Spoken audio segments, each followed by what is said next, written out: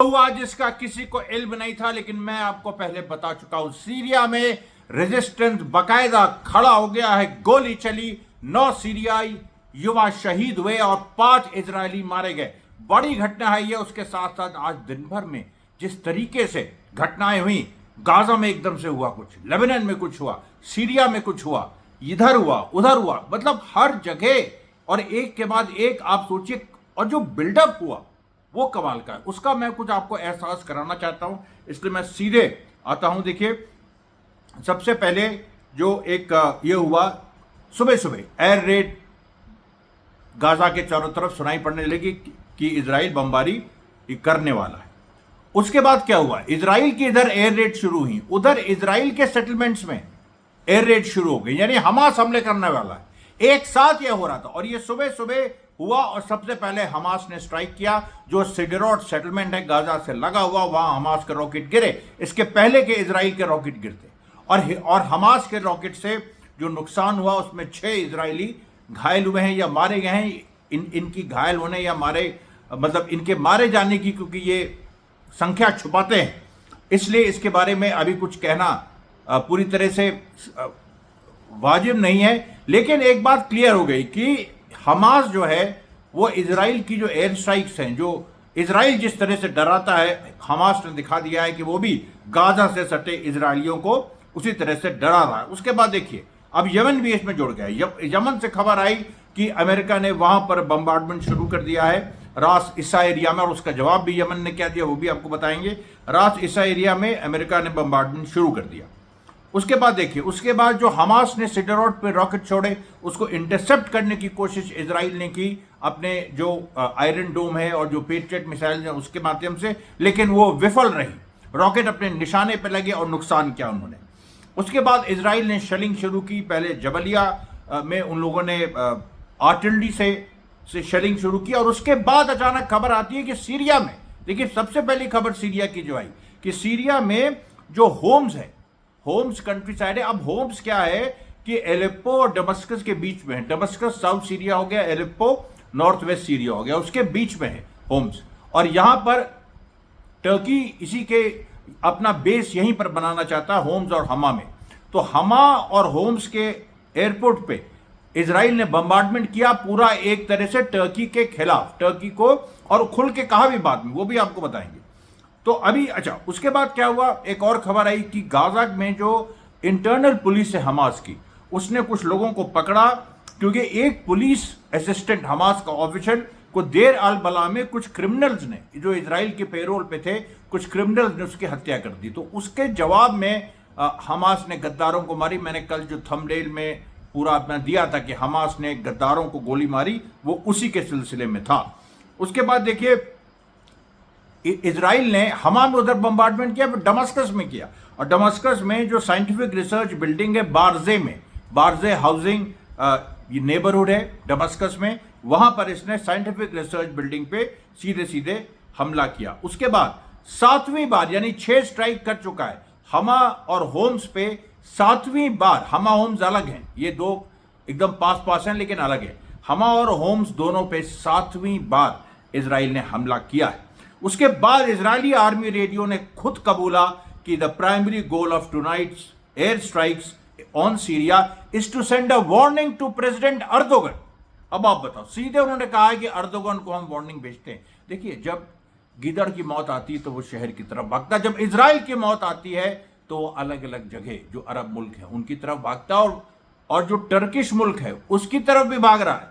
आप ये सिचुएशन देखिए, टर्की के साथ मिलकर इन्होंने असाद की सत्ता गिराई, अब ये टर्की से लड़ने की मूड में है, और टर्की से भी लड़ रहे हैं, उधर लेबनान में फंसे हैं। लेबनान में भी आज बॉम्बिंग की, उसमें वहां से भी जवाब आया। हर जगह से जैसे जैसे इजराइल फैलता जा रहा है वैसे वैसे से घिरता जा रहा है। जैसे जैसे इजराइल फैलता जा रहा है वैसे वैसे घिरता जा रहा है। दुनिया की कोई ताकत इस चीज को, इस तथ्य को झुटला नहीं सकती। दुनिया कहे ना कहे, सच्चाई जो है वो ग्राउंड पे हो रही है। आपके बगल में, आपके मोहल्ले में जो सड़क पे हो रहा है, कोई उसके बारे में न्यूज बने ना बने, लेकिन हो रहा है ना, वो घटनाएं तो हो रही ना। किसी को कुत्ता दौड़ा रहा है, किसी का एक्सीडेंट हो रहा है, कोई किसी को मार रहा है, कोई किसी से वहां बैठ के प्यार की बातें कर रहा है, कोई बाजार से सामान ला रहा है, हो रहा है ना वो सब। अमुक आदमी ने अमुक काम किया, लेकिन उसके बारे में कोई खबर नहीं है, कोई खबर जाके चिल्ला के भोपू नहीं, मतलब भोपू से नहीं बोल रहा है, तो क्या वो सच्चाई नहीं हो रही है? तो वही बात है कि जो ग्राउंड पे हो रहा है वो हो रहा है, वो सच्चाई है। हमने देखिए जो कल एक डांट लगाई थी, उसमें आप लोगों का जो रिस्पांस आया उसके लिए मैं बहुत आपसे, मतलब आप सबका साधुवाद, माफ़ी भी चाहता हूं कि मैं आज लाइव नहीं आ पाया 3 बजे। बहुत ही कुछ ऐसे कष्टदायी सर्कमस्टांसेस थे, कुछ ऐसी परिस्थितियां पर्सनल बन गई थी जिनकी वजह से मैं लाइव नहीं आ पाया, लेकिन कल मैं लाइव आऊँगा। देखिएगा, इसमें आप लोग मुस्कुराइएगा नहीं, 100% मैं कल 3 बजे लाइव आऊँगा, क्योंकि बहुत सारी घटनाएं हो रही हैं और हमको बताना है। आपसे इंटरेक्शन किए बहुत दिन हो गए, सबसे बड़ी बात ये। अब हम आगे चलते हैं। तो देखिए, जो आखिरी खबर थी कि इजरायली आर्मी रेडियो ने कहा कि इजराइल अर्दोगन को वार्निंग दे रहा है हमा और होम्स पे बमबारी करके। उसके बाद देखिए फिर हमास का स्टेटमेंट आता है कि हम लोगों ने सिडरोट, नीर आम और कफ अजा 3 सेटलमेंट्स पे बम्बार्डमेंट किया। अब लोग कहेंगे वही बात कि कितने फिलिस्तीनी मारे गए, फिर कितने इजरायली मारे गए, वो अब पता चल रहा है ना। अब जब अगर आज मान लीजिए, अभी पूरी फिगर नहीं आई, लेकिन अगर 24 फिलिस्तीनी आज शहीद हुए, तो हो सकता है कि कम से कम 10 से 12 इजरायली भी मारे गए हों। उनके बारे में आप कैसे कह सकते नहीं है? और 10 से 12 यहां मारे गए, कुछ सीरिया में मारे गए, कुछ इधर मारे गए। जो हिजबुल्लाह ने स्ट्राइक की, मेट्रोला में फिर से स्ट्राइक हुई है, मैं जो आगे बताने वाला था। तो ये देखिए, एक जो लगातार रिटेलिएशन हो रहा है, उसमें इजरायली भी लगभग उतने ही घायल हो रहे हैं या मारे जा रहे हैं। उसके बाद देखिए, हमास ने एक और बड़ा एक इंटरेस्टिंग काम किया। आज जो बार बार जो इजराइल नया प्रपोजल दे रहा था, और जो नया प्रपोजल इजराइल ने दिया है ट्रूस का, उसमें यह शर्त रख दी कि हमने आपको बताया था कि हमास का डिसआर्ममेंट होना चाहिए, हमास को अपने हथियार छोड़ने चाहिए। और हमास ने कह दिया कि हथियार छोड़ने की तो कोई सवाल ही नहीं है। इजराइल जानता है हमास इस चीज़ को कभी नहीं मानेगा, तो वो समझौता नहीं चाहता। और इसके बारे में आगे भी हम डिस्कस करेंगे कि नेतन्याहू किस तरह से अपने देश में ही फंसा हुआ है, ट्रंप का भी रुख कैसे बदल रहा है। फिर देखिए, फिर अल मनशिया स्ट्रीट बेतलहिया में 2 फिलिस्तीनी घायल हुए जो इजराइल ने स्ट्राइक की। उसके बाद जो अल जजीरा ने कुछ उसी खबर को कि किस तरीके से हमास नेगोशिएट कर रहा है, हमास पूरी तरह से फ्लेक्सिबल है, लेकिन इजराइल इस तरह की इम्पॉसिबल शर्तें डाल रहा है और नेतन्याहू लड़ाई का अंत नहीं चाहता। और सबसे बड़ी जो बात है, देखिए, इसी से ट्रंप इरिटेट होगा नेतन्याहू से, क्योंकि इसमें जो फंसा हुआ है मामला, जो अमेरिकन सोल्जर एलेक्जेंडर, जिसके लिए ट्रंप ने एडम बोलर को भेजा था हमास से बातचीत करने के लिए, तो जो अमेरिकन सोल्जर फंसा है एलेक्जेंडर, उसकी रिहाई नहीं हो पा रही, और ट्रंप उसकी रिहाई हर हाल में चाहता है।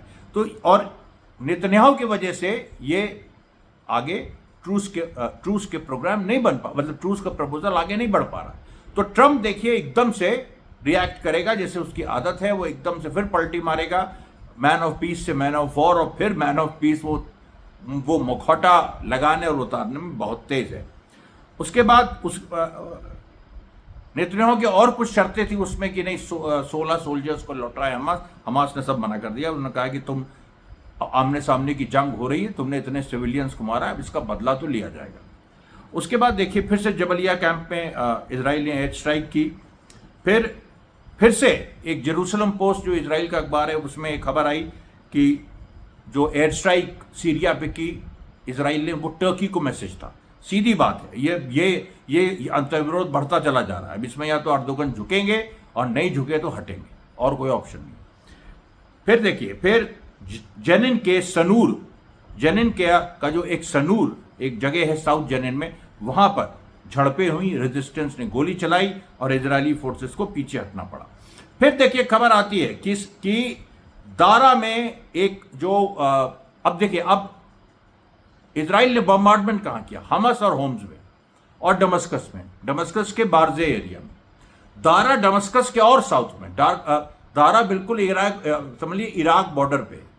अब दारा में क्या हुआ कि जब इजराइल ने इन 3 जगह बम्बार्डमेंट की, तो इजराइल की जो ग्राउंड फोर्सेज है वो कुनेत्रा में है, जो कि दारा से लगा हुआ है। दारा एक गवर्नेट है, एक समझ लीजिए प्रोविंस है, और बस छोटे छोटे वहां पर स्टेट्स हैं। तो एक समझ लीजिए दारा हो गया और एक कुनेत्रा हो गया। कुनेत्रा में इजरायली फोर्सेज है, वहां भी रेजिस्टेंस, मैंने बताया था आपको, हमास और पैलेस्टीनियन इस्लामिक जिहाद के लोग वहाँ भी हथियार उठाए हुए हैं।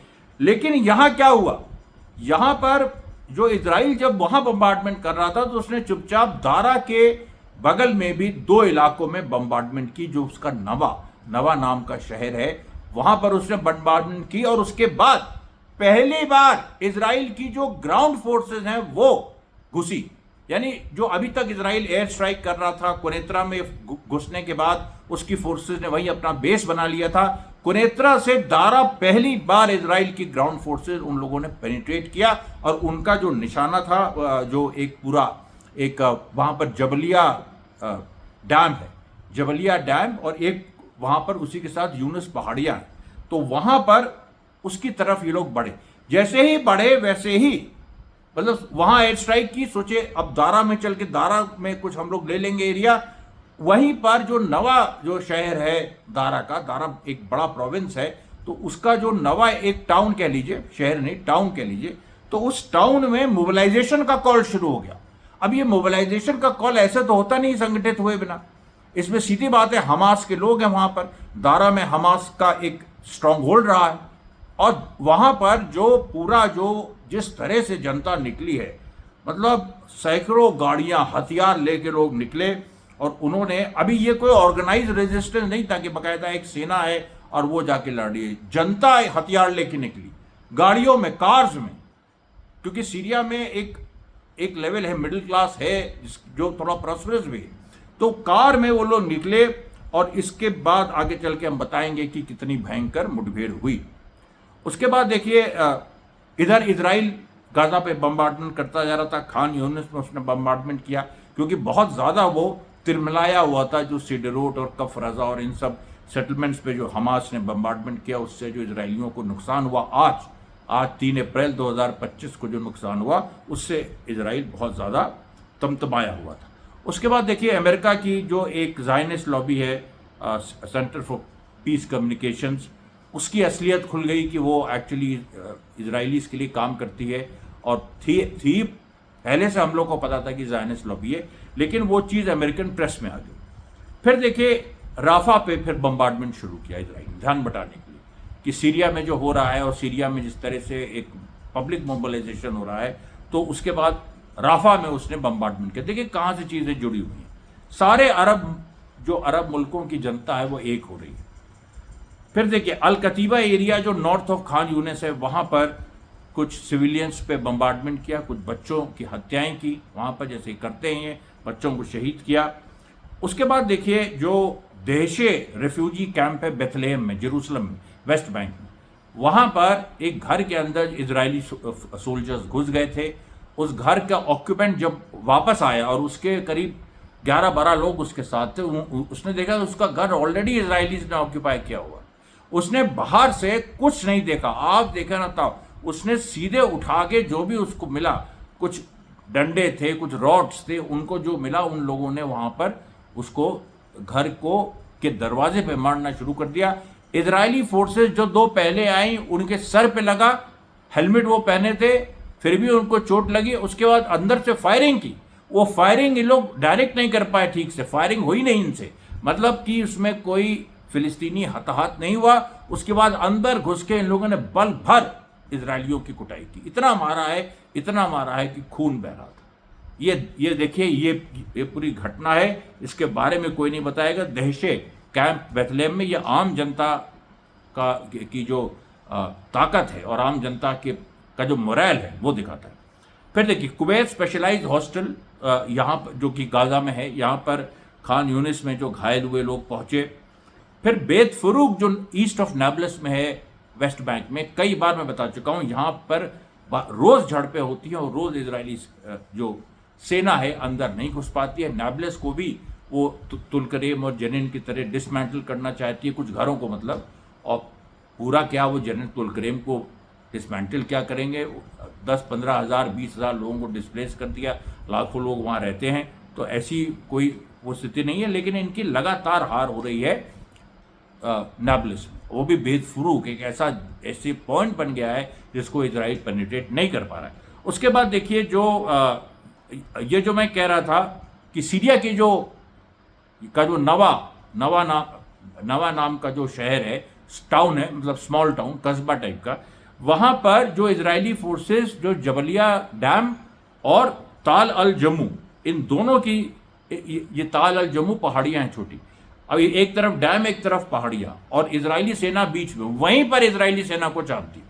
और सोचिए, कोई ऐसा भी नहीं कि एम्बुश था ये, यानी कोई अगर सेना होती कोई सीरियन रेजिस्टेंस की तो वो एम्बुश करती, ये करती नहीं, ये जनता आ रही है, जनता का पूरा सैलाब, वो उसने अपनी गाड़ियां चढ़ा दी।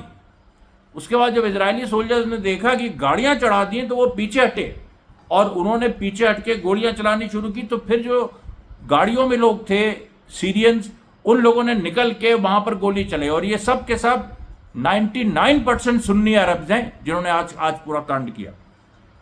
फिर देखिए अंतु गतवा क्या हुआ उस पूरे इलाके से, यानी जो वो डैम है और वो पहाड़ी है, उस पूरे इलाके से इजरायली फोर्सेस को पीछे हटना पड़ा, कुनैत्रा वापस जाना पड़ा।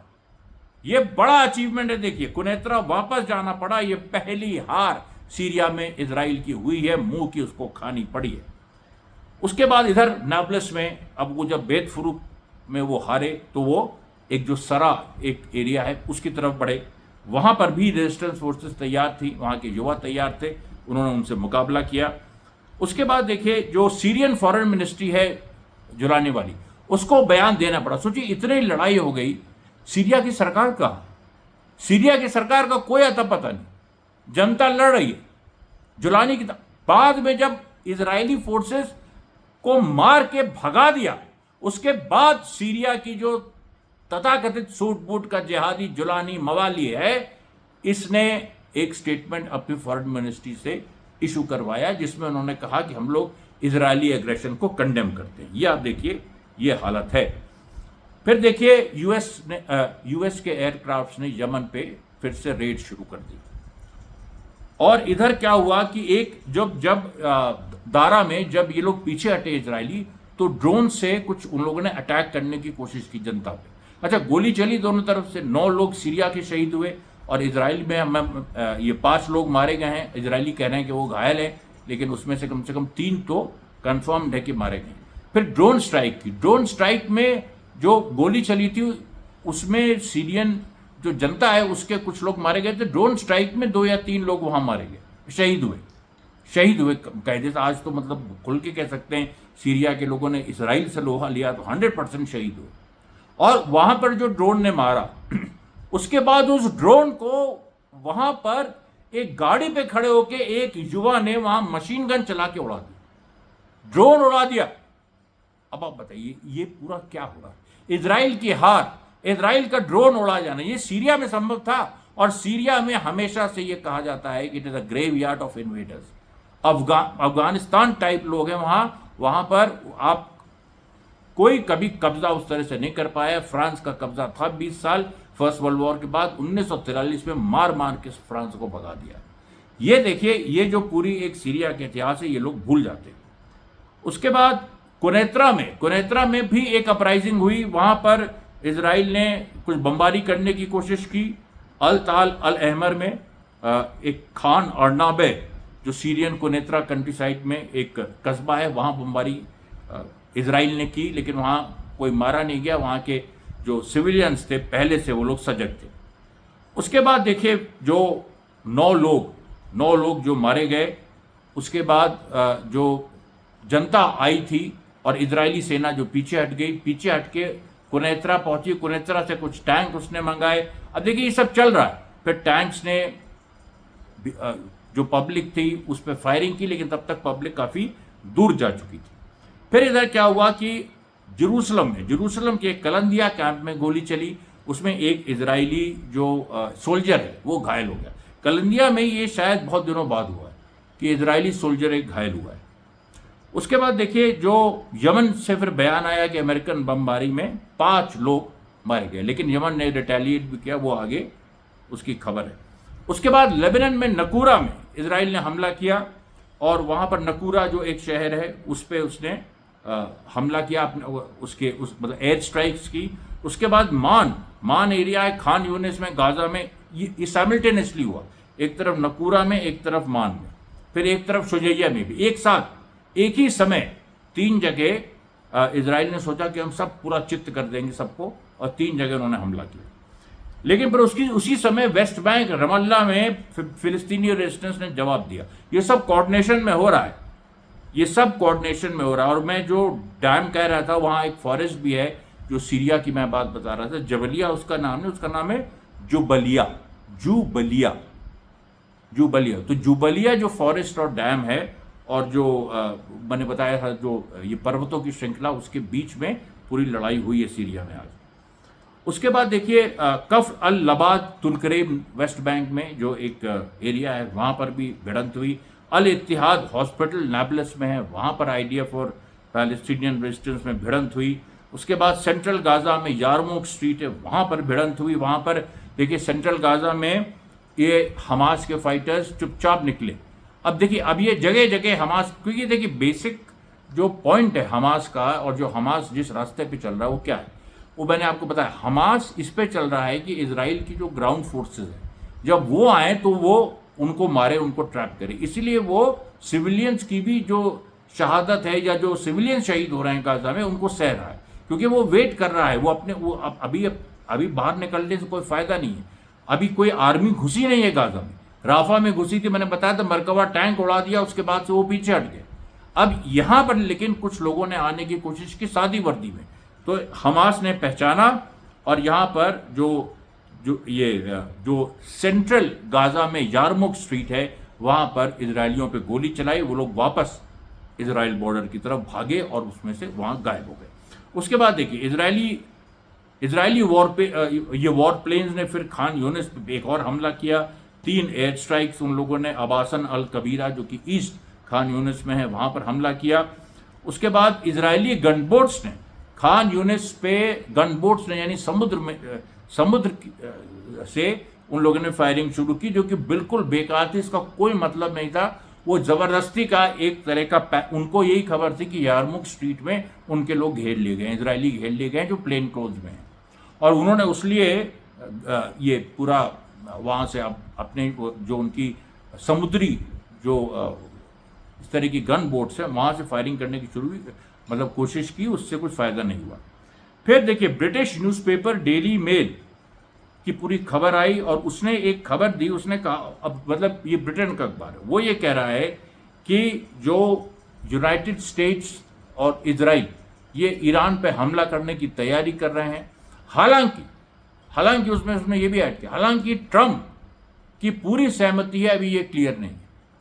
ट्रंप बार बार 2 बातें कर रहा है कि इनडायरेक्ट टॉक्स, क्योंकि पहले उसने कहा डायरेक्ट टॉक्स करेंगे, ईरान ने कहा हम नहीं करेंगे डायरेक्ट टॉक्स, अमेरिका का भरोसा नहीं है, भरोसे के काबिल नहीं है।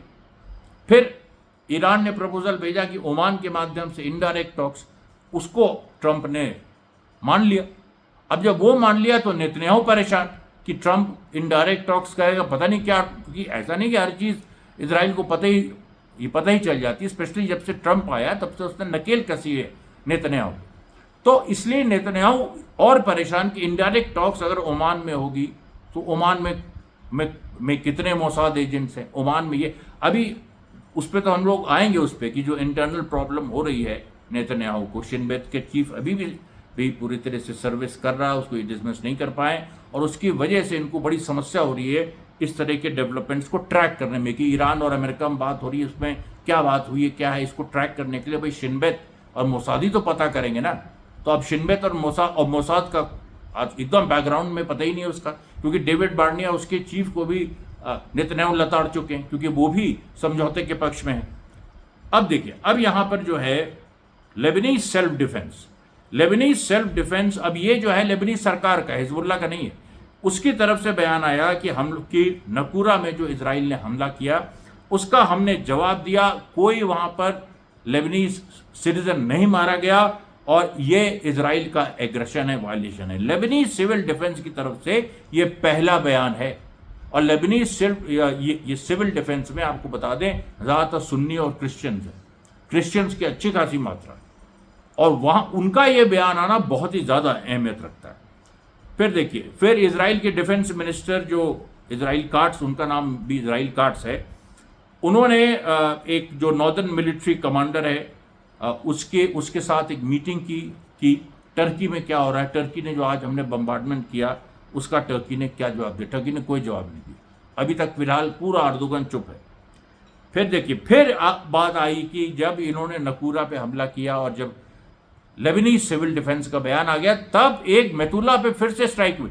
अब देखिए, तीसरी स्ट्राइक है और दो जो स्ट्राइक हैं हिजबुल्लाह कह चुका हमने नहीं की, और वो स्ट्राइक हुई है। अब मेतुल्ला में फिर से स्ट्राइक, वहां पर ये बसाने की कोशिश कर रहे हैं सेटलर्स को, वहां से सेटलर्स भाग रहे हैं। और बार बार आज भी सेटलर्स ने गुस्सा जताया, उन्होंने कहा कि तुम बार बार, हिजबुल्लाह कहता है हमने नहीं की लेकिन उसी ने की है। और ये हिजबुल्लाह जो है ये तो इजरायली गेम खेल रहा है, उन्हीं के गेम पे उन्हीं को मार रहा है। फिर देखिए, ईरान के पार्लियामेंट के जो नेशनल सिक्योरिटी कमेटी के चीफ हैं इब्राहिम अजीजी, उनका बयान आया। उन्होंने कहा कि हमने इस्लामिक रेवोल्यूशन के स्कूल में सीखा है कि कोई लड़ाई शुरू मत करो अपनी तरफ से, लेकिन एक बार जब लड़ाई शुरू हो जाए तो फिर खत्म हम करेंगे। ये जो पूरी बात है कि लड़ाई शुरू हम नहीं करेंगे लेकिन खत्म हम करेंगे, ये जो तेवर हैं यही नागवार ये मतलब सबको नागवार लगते हैं।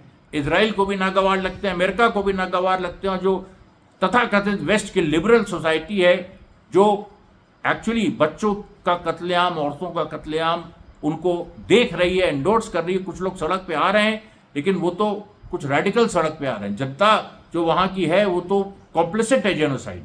और इसमें इन लोग का अब जब नष्ट होगा ना यूरोप, तो जैसे रोमन अंपायर नष्ट हुआ था उसमें ये नहीं देखा गया था फिर कि रोमन शासक जो क्रूर है वो नष्ट हुआ, वहां की जनता को भी उतने झेलना पड़ा था।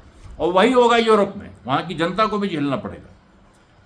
उसके बाद देखिए, जो खबर आती है कि करीब 24 पैलेस्टीनियंस अभी तक, सुबह से अभी तक शहीद हुए हैं, सिविलियंस। लेकिन जो हमास ने जो सिदरोत और 2-3 सेटलमेंट्स में मार की है उसके बारे में अभी तक पूरी खबर नहीं आई कि कितने इजरायली मारे गए। फिर यमन की आर्म्ड फोर्सेस की तरफ से बयान आता है, उन्होंने एक और $33 मिलियन का US MQ-9 ड्रोन गिरा दिया है। ये पिछले 72 घंटों में तीसरा ड्रोन है जो गिराया गया है। और ओवरऑल 18 $33 मिलियन के ड्रोन्स यमन मार चुका है। हमने आपको बताया था यमन पे हमला अमेरिका ने किया था, उसके बाद यमन ने यह कार्रवाई की है। अब देखिए, अब इजराइल में क्या हो रहा है। इजराइल में जो पुलिस है उसने एक पत्रकार को तलब किया और उसका नाम नेर दिवोरी है, और उससे पूछताछ हो रही है कतार गेट पे। कतार गेट वही जिसमें नेतन्याहू के 2 नजदीकी ऑफिशियल्स पकड़े गए हैं जो कतार से फंड ले रहे थे। और कतार से फंड किस लिए ले रहे थे, किस चीज के लिए ले रहे थे? ये क्या कोई प्राइवेट आर्मी नेतन्याहू चला रहा? क्योंकि पक्का IDF as a force IDF नहीं खड़ी हो रही, लड़ नहीं रही है, तो ये कुछ उसके एक हिस्से को हो सकता है 20-30 हजार लोगों को पैसा देके कह रहा हो तुम लड़ो। लेकिन ये इससे क्या हो रहा है? इससे इजरायली समाज चरमरा रहा है, क्योंकि इजरायली समाज फैसिस्ट है। उसके जो फाउंडर मेंबर्स थे, बेन गुरियन वगैरह, सभी फैसिस्ट थे। सब ने फिलिस्तीनियों के कत्लेआम, उनके खून पे एक राष्ट्र बनाया जो कि फर्जी राष्ट्र। लेकिन उन्होंने कुछ उसके मापदंड रखे थे। उन्होंने कहा था कि ये होना चाहिए, ये नहीं होना चाहिए, राजशाही नहीं होगी, किसी एक आदमी की तानाशाही नहीं चलेगी, हम ज़ायनिस्ट हैं, हम फिलिस्तीनियों को गुलाम बनाएंगे लेकिन आपस में हम तानाशाही नहीं करेंगे। लेकिन अब आपस में तानाशाही हो रही है तो क्या होगा? अब जब आपस में तानाशाही हो रही है तो क्या हो रहा है? तो नेतन्याहू के एक्शन से पूरे इजरायली सोसाइटी या जो इजरायली जो पॉलिटिकल हिस्ट्री है और जो इजरायली जो फॉल्स सोसाइटी उसके फाउंडेशन है वो हिल रहे हैं।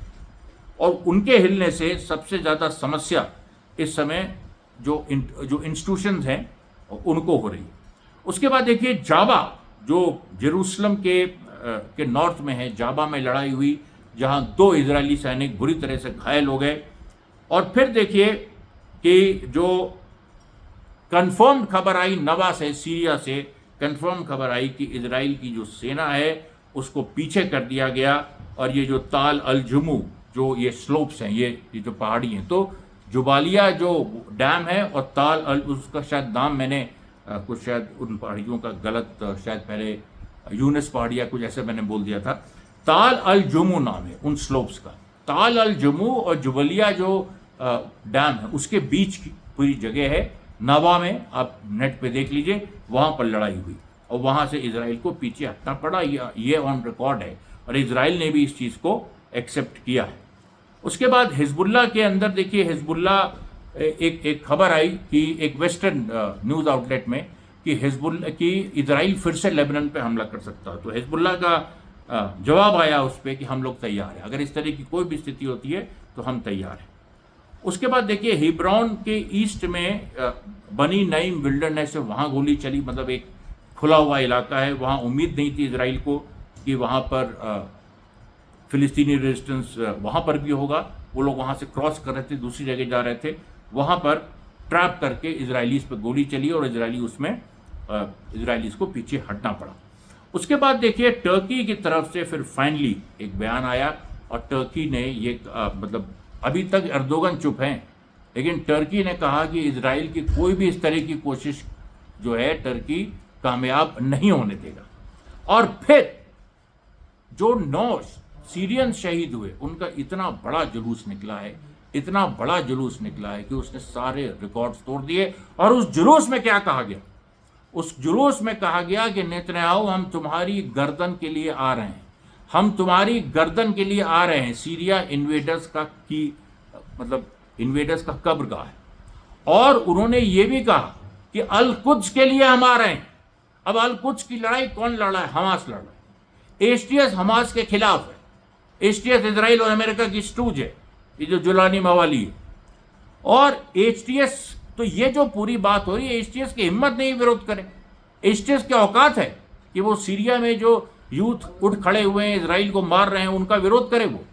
वो सब सुन्नी है, उनके हाथ में हथियार है। आज जुलूस में देखिए पूरे हथियार लेके, आज मैंने तो आपको कुछ वीडियोस पोस्ट किए थे, अभी कुछ और वीडियोस आए हैं, वो भी मैं आपको पोस्ट करूंगा। आज नहीं तो कल सुबह जरूर करूंगा, और वो आपको मतलब आप देख सकते हैं मेरी वेबसाइट।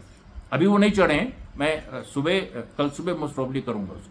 और कल 3 बजे हम लोग का ये लाइव भी है। तो ये देखिए पूरी आज की खबरें थी, आज का प्रसारण था कल 3 बजे तक के लिए। धन्यवाद साथियों, बहुत बहुत धन्यवाद।